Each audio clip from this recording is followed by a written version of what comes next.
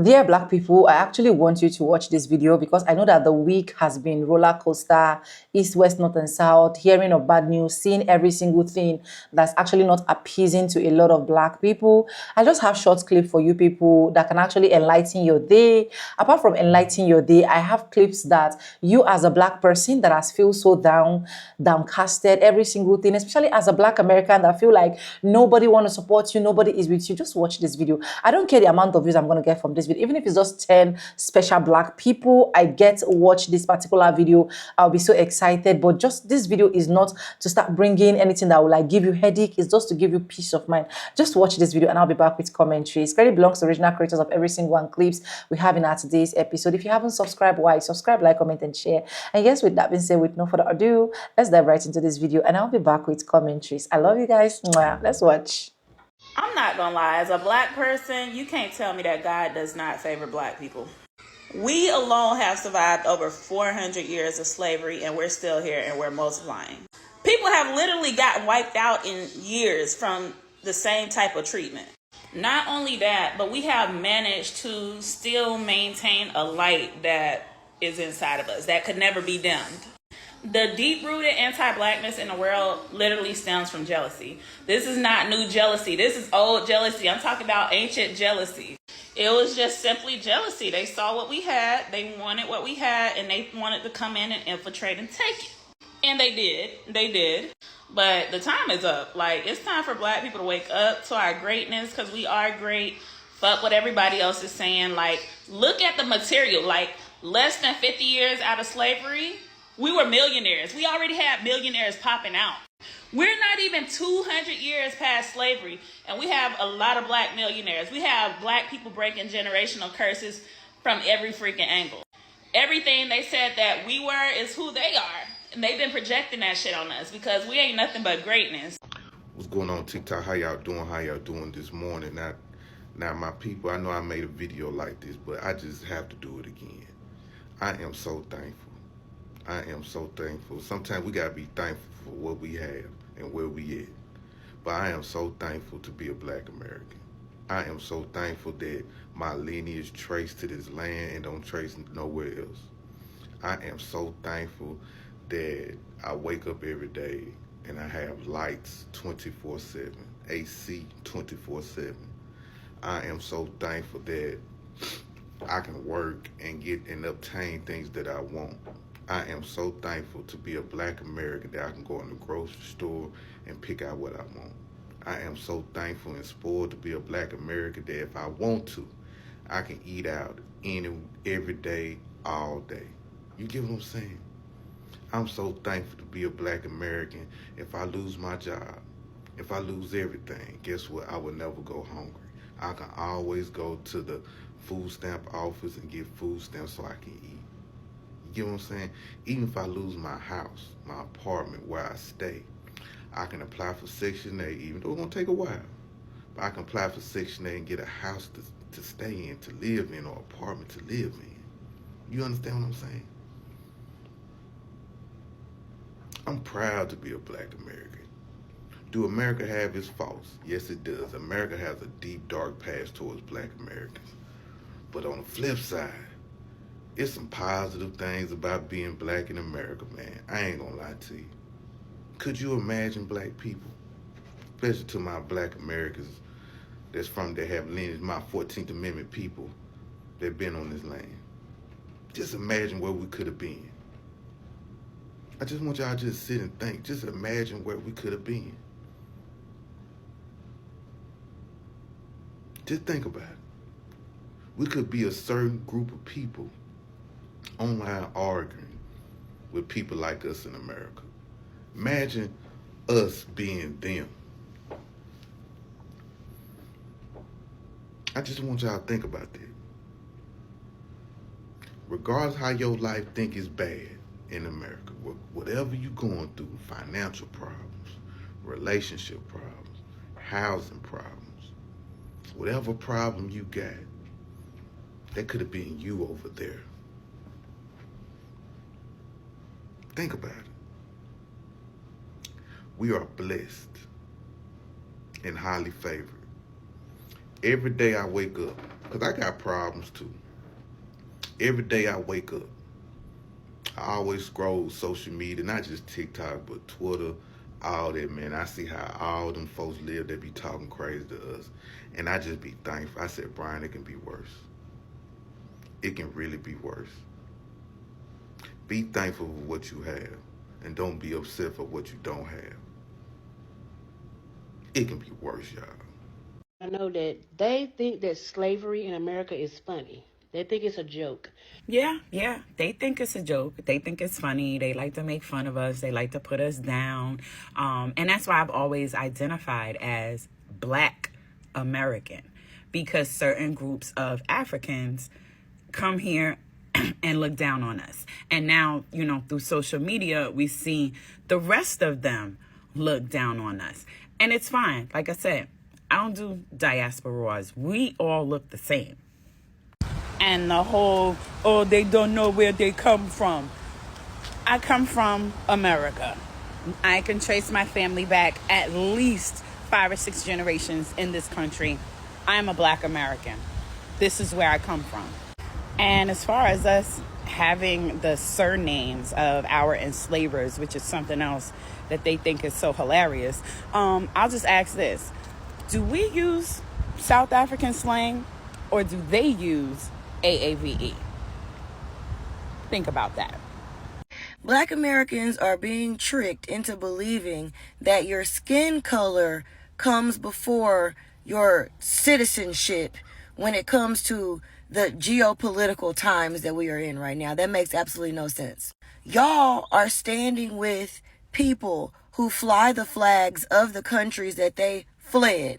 They're flying the flags of the countries that their ancestors could not protect, that their ancestors could not defend, that their ancestors and they did not stay in order to build up. Okay? They've come to your country, because America is your country, and they're flying flags from a country that is not your country, and you would choose to stand with them, with these people who don't even have loyalty to their own land, because if they did, they would be there fighting to improve the circumstances in their countries. They're not doing that. They got destructive spirits on them. They destroyed there. They want to come here and destroy as well. I'm not saying this is all immigrants, okay? I'm talking about the people who are choosing to immigrate to a country and then wave the flags of the country that they fled, that they have abandoned, while disrespecting the leadership of this country. And this is who Black Americans choose to align yourselves with, because you have idolized your skin color. You put your skin color over your country of origin. You put your skin color over your country of citizenship. That makes absolutely no sense. You put your skin color over patriotism. You are offended by people who value and defend and protect America. You are choosing to be an orphan in this world. Y'all are inviting the orphan spirit into your existence. And you're not an orphan. You have a home. It's the United States of America. You have a birth certificate. You could get a blue passport. All it takes is a couple $100. You could get a blue passport. You have every single right that any other American citizen has. And you choose to continue to other yourselves. You're choosing to perform victimhood. You're choosing to perform oppression and marginalization. And it makes absolutely no sense at this point when you've had a Black president, you've had a Black vice president, you have so many Black millionaires and billionaires, you got all Black films. I watched Black Panther in Thailand in a movie theater. You got how many all Black Super Bowl performances do you need? You got a whole Black month dedicated to you. You got Black channels on the TV. What the hell else do you need to understand that you are neither marginalized nor oppressed? You are an American citizen and you can do anything that any other American citizen can do. This is coming from somebody who's lived in Germany, lived in Thailand, lived in multiple states in the United States of America, obtained multiple degrees, studied on multiple campuses, have held multiple positions in multiple places of employment, have owned multiple homes. All you got to do is decide that you are a privileged American and be that and walk in that. You are a citizen of the greatest country in the world. If you've decided it's not the greatest country in the world, it's because you are not contributing to it being great. You don't understand greatness. You don't value greatness. You're too bitter. heal. That's all I can tell you. I love black women of all cultures, but let's be clear. I am a black American woman, and my beauty is afforded to black American women. Women that have fought for my freedom, women that have fought for me to be here, women that have been through so much. And no, I will not humble black women. I will not humble myself, because black women in America's beauty has been like tried to be pushed down and pushed out. And there's constantly men on here talking about black women are undesirable, and disregarding all the things black women have been through in America. Oh, we're too aggressive. Oh, we're too that. But you know what? No, we're none of that. Black women deserve to be everything they want to be. Black American women deserve it, because we literally built this culture. Literally, whether it be dancing, singing, TikTok, the list goes on, basketball more recently. Black women have proven to be the best at everything that we do. Black American women have proved themselves time and time again, and I refuse to humble myself before anyone that's not a black American woman, and I stand on that. But shout out to all the black, we all black at the end of the day, but I'm just saying I am a black American woman, and I'm not going to humble black American women, because they have done more than enough to prove themselves day in and day out that they are at the top of the totem pole. Thank you.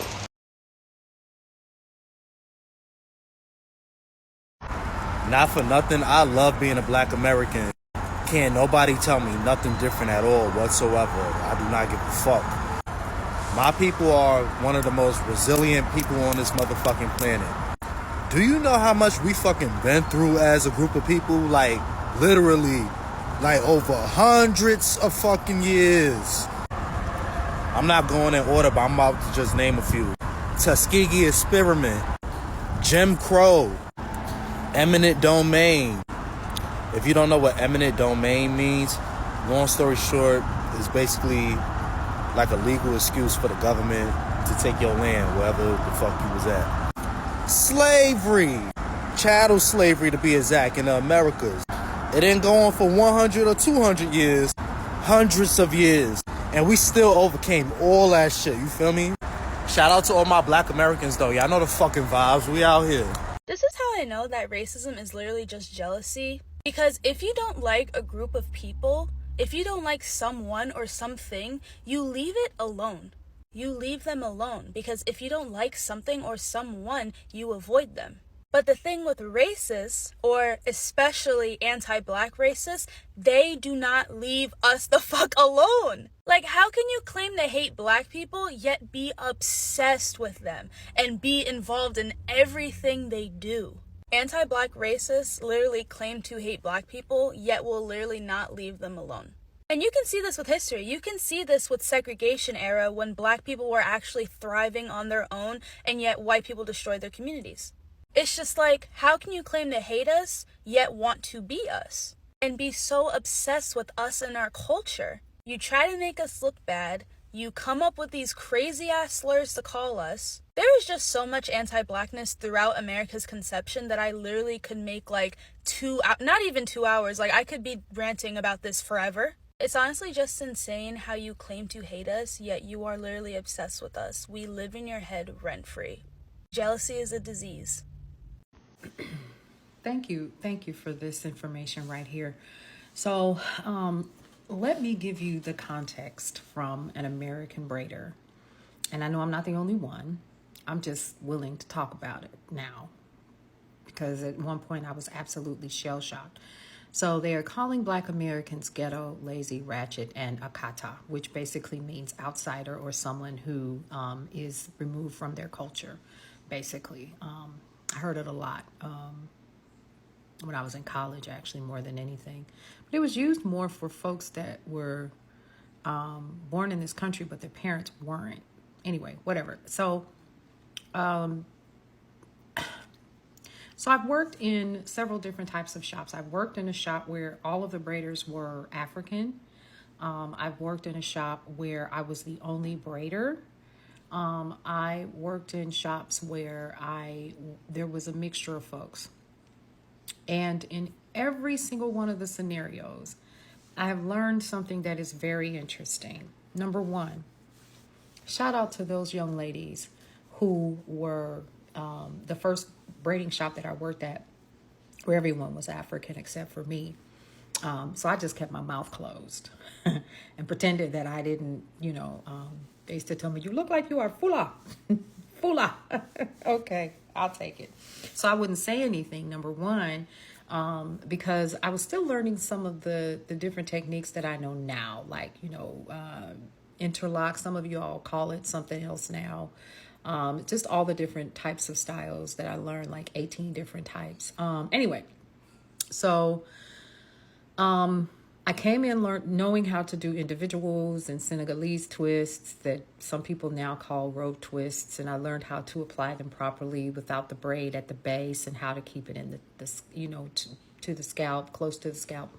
Anyway, all of that, and it was a pretty reputable shop that I was at when I started. Well, anyway, I witnessed early on people wouldn't keep their appointments. None of the clients were African. They were all African American. They wouldn't keep their appointments. They would come in and be rude right off the rip. Like, I got stuff to do. You need to hurry up, or wanting unrealistic expectations. You got that much hair. And we know you don't have any edges, and we trying to tell you we can't grip that, or you're experiencing alopecia areata, and you want us to try to build something here that's already too heavy for the amount of hair that you do have, and you cussing us out, and you telling us what you want, and then when we do it, then you come back and you mad because everything we told you that was going to happen did happen, and then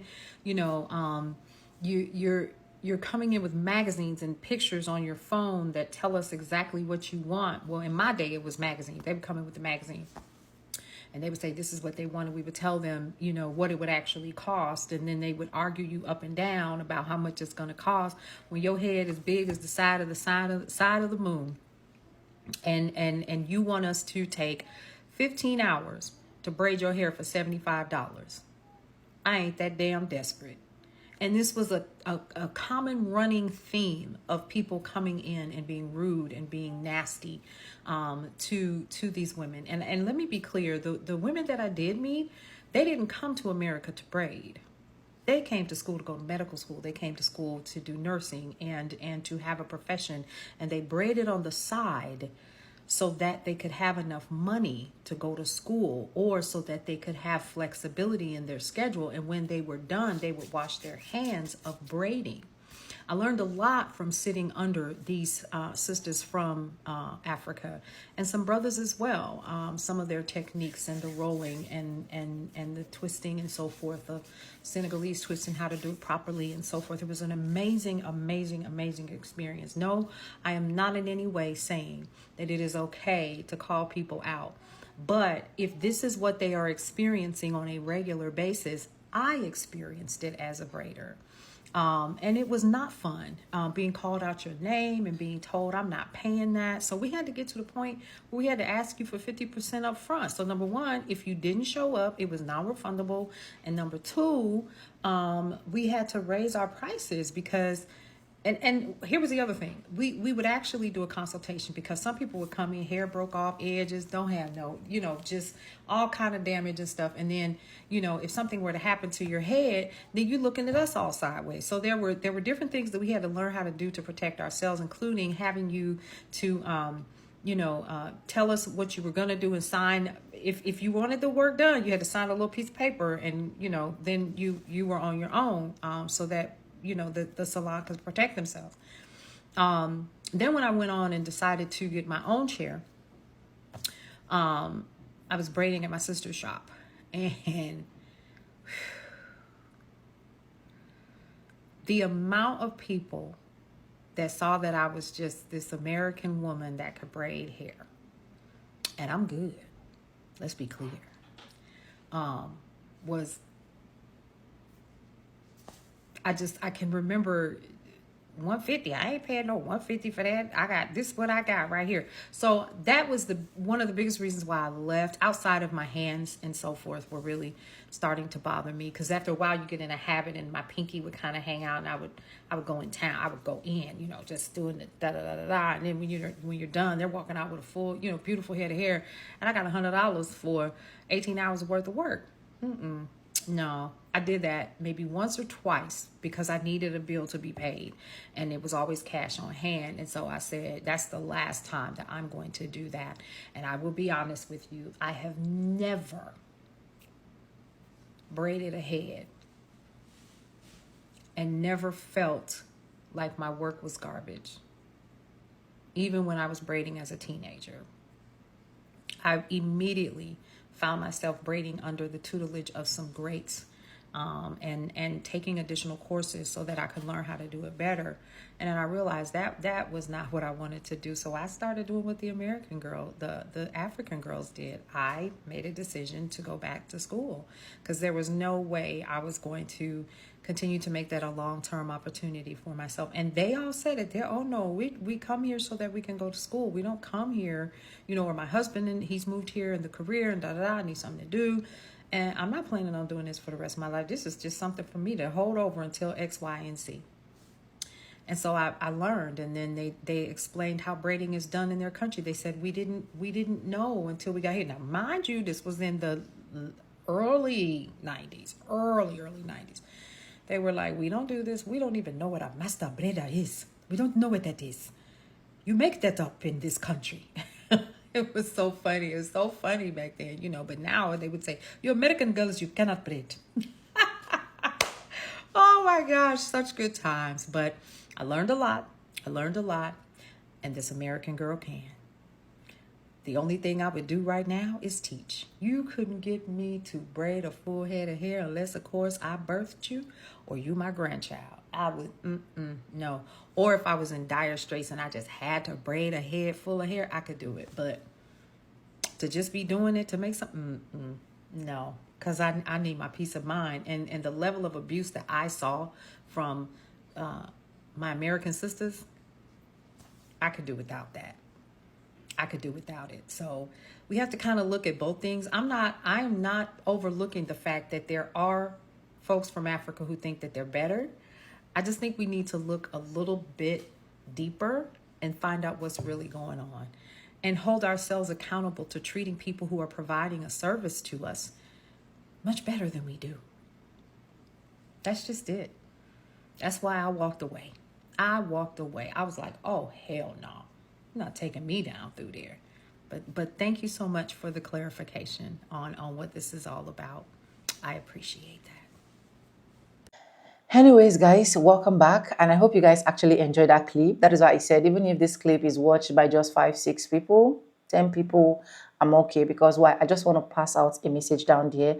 I know that a lot of Black Americans especially have had this sour experience with Africans. Apart from Africans, they've had this sour experience with other diaspora countries, coming to tell them to their face that they do not have culture, they do not have identity. In fact, they don't even know where they actually belong. And of which, for sure, I know that a lot of you guys actually know where you belong. And that is why I appreciate you guys so much. And that is why I actually brought out this video so that you guys can actually see and know that you are not only loved, you are typically appreciated. I want you to know that as a Black person, you people are special. You people will definitely keep rising. A lot of Black folks are already rising. A lot of Black Americans are already building mansions. A lot of them are already billionaires in different aspects of their life. And I just wanted to know that more is still coming, because look at where you are actually coming from. Look at what has actually been happening. Look at what has recently been going on, the internet and so on and so forth. But you people are still standing. You people are still wasting strong. You people are still pushing. You people are not giving up. You think it's all that easy. It is not all that easy. It is just the grace of God that is standing up for you guys. And I love you guys so much.